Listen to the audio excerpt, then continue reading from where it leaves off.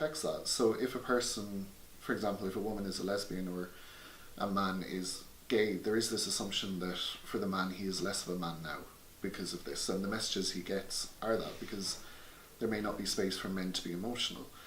And with women, when they're a lesbian, there's a treatment of them being a different kind of woman, a more hard woman or a more less emotional woman, and this just isn't true. This isn't the way that it works within society. But those pressures are put on people, and with any person in population, when you feel a pressure on yourself, other things start to feel difficult as well. So what we see in Ireland is we do have the legislative protection. Everybody is protected according to the words in the law. There is a very large difference between the words in the law and the experience of the person in their society. So I'm not saying it's still awful, it isn't. But we are still busy. And we're busier than we've ever been here. So we've had people as young as 4 and 5 come in here for support, and we'd have limited options with them. And we've had people in their 80s. So we work with everybody, and within that we work with the person who is exploring themselves, we work with their family, we work with the professionals, and we can also work in an advocacy place where we might have to go in somewhere and speak with this person or help them express themselves around their needs.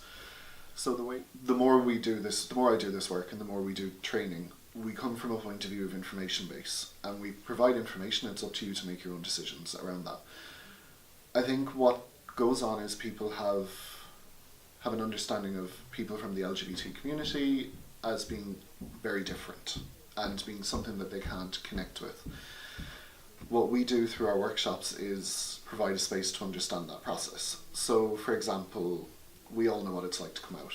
Every person has to come out, whether it's your first boyfriend, girlfriend, partner, whether it's about pregnancy and illness, any situation where you feel anxiety about telling someone something, that is similar to what it feels like to coming out.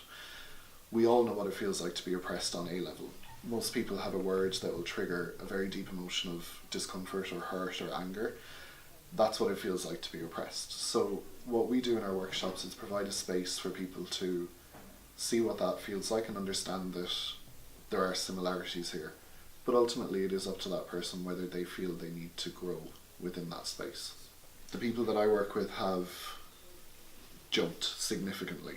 So there are more people reaching out for help, there are more people willing to get help and talk about it. So in one sense, it is better. The Pride Festival is growing and it's much bigger, and there's a lot more visibility there, and maybe that's part of why people are reaching out, that there's space to reach out. I do think it is changing, but again, we're supporting a lot of people where there's a lot of stuff going on that means that their space isn't as safe as it can be. Mental health, the more we're working with this, is the main aspect of our work, of my work, definitely.